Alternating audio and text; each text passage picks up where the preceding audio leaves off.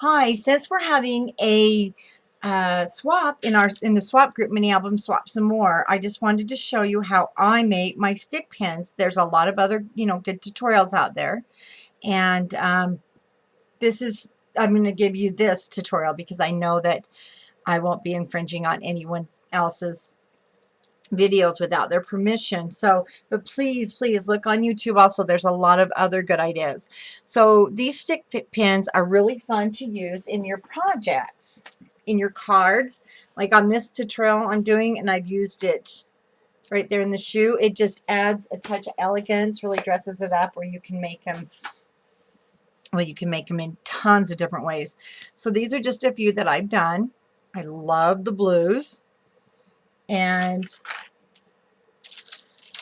I mean, basically, you can do golds. There's just tons, and they're not really expensive as long as you get your beads on sale, of course. And so you can do all kinds of different sizes. So let me show you what I do and what you'll need. First thing that you need are the long stick pins, and I just picked mine up at Michael's. I mean, no, Joann, sorry. And actually, they're over by the wedding section. And at Hobby Lobby, they have them with pearls. So they are in the wedding section, and they're not expensive, especially with your coupons. And you can also get them with the pearls.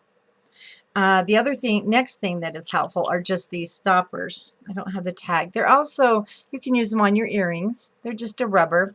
What they do is I use them to hold these together while it's drying, but they're really good when you're going to swap them and mill them out. It holds your pin, the sharp edge. Now, everything kind of got mixed up. Another thing that you need are, they're usually called like a separator. Put them down here. And a bead cap. Because the bead caps and the separators are what give you space in between and adds a little bit of that decoration. And you can get them in all kinds of different sizes and shapes.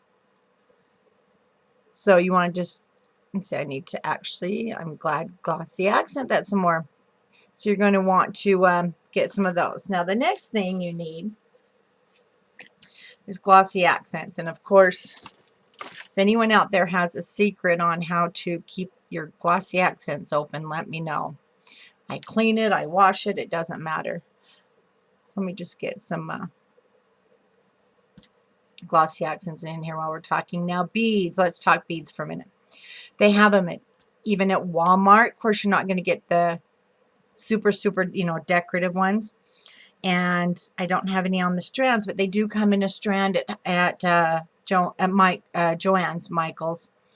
And actually, I do like to get mine at Joann's because it seems like they have a wider variety, a lot prettier, and then they do have some really good sales. And they'll come just on a strand. Like I said, I don't have one to show you. And they're really actually quite pretty because you can just cut the strand and leave it in a row, and it kind of gives you an idea how to place your beads. Little butterflies. So basically any bead that has that hole that goes, all the way through, you're going to want.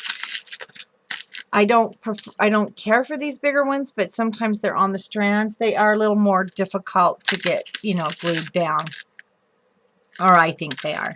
So I'm just going to go ahead and let's pick out a couple of beads to get started. Now what I do is I just take my stick pin, and about halfway down, just go ahead and get your Glossy Accents. It's going to be goopy. And yes, you do want to use Glossy Accents. When I was learning, I was using the hot glue gun, and trust me, it's not going to work. So you can decide, what do you want to start with? Do you want to start with a bead, or do you want to start with like a little, one of the separator things? And it does get messy, so I do like to have wet wipes, diaper wipes. And I just kind of wipe off that top a little bit. And you're going to be making this and you're thinking, this isn't going to stick together. Now another thing, sometimes these tops like to come off, and it's really frustrating because you really can't get them back on. I hold mine upside down. Now I'm going to put the next bead on. Now before I do, I'm just going to add another touch of glue at the base. I mean, these are really simple. You're going to be so excited to know how to make these. And let's see. Now I could put a little separator bead. Now sometimes on your bead strands, or most of the time on your bead strands, you didn't want to dump these all out because they're hard to catch. You'll have the little tiny beads. So I just take one and I'll put it in between. Just add another drop of your glossy accents, and then you can add another bead, or you could add your butterfly. And you just keep going like that. And let's see, just pick out something else that you like. Again, I just put a little bead on there. Put my bead down. Now, you know, you want to keep at least, I like to keep an inch at the bottom because you want to be able to stick up. See, there it went. And it is frustrating because it will not go back on. For some reason, let me just see. Okay, let me just grab another pen. So, like all my videos, I like when there is a mistake because you get to learn from my mistakes. And as always, something happens. So these pins are pretty cheap. When that happens, so I just go like this and I start kind of rethreading it because it is a little bit messy. And I guess I shouldn't have told you about that coming off because it probably wouldn't have popped off. Okay, I know you can get some glue on there when you're starting. Now I don't want it to be really yucky at the bottom, so I'm just going to use my diaper wipe there. And check it. You may have to put some more glue, but it looks good. So next I'm going to put, it's kind of small. I think I'll find a different bead. I'm getting down to where I need to replenish because I made quite a few stick pins for a swap I was just in. That's not bad.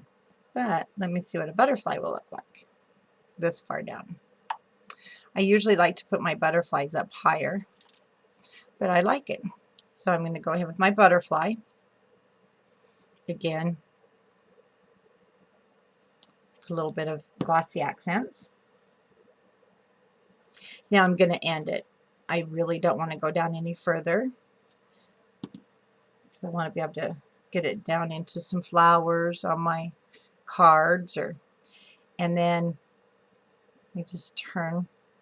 So when I get to the end like that, I take one of my plastic caps and find the hole, and then I just push it up so it's snug, and then I can lay it down to dry. And so you want to just let it sit there for a little while. And again, there's no rhyme or reason basically how you want to do it. You just want to go into the craft store and find your beads, preferably on sale, so you can get all kinds. I mean, I usually just, pick up the ones that are on clearance. They're just a lot of fun. Oh, yeah, I really like this. They have the hearts that sit off to the side. And then when you turn it, it almost has a purple. It's very iridescent, very pretty. So that is how I make my stick pins. And so if you are going to sign up for the swap, for Mini Album Swap Some More, that's what we'll be making. Now, if you aren't in our group on Facebook, Mini Album Swap Some More, you are so welcome to come and join us. We do tons of swaps every month, and we have a fantastic group of ladies, and totally just drama free. We just like to have fun, we like to swap, and we like to share our ideas with each other. So join us on Facebook at that's my store, Country Craft Creations. On Mini Album Swap Some More on Facebook. We'd love to have you. So I will see you in the swap.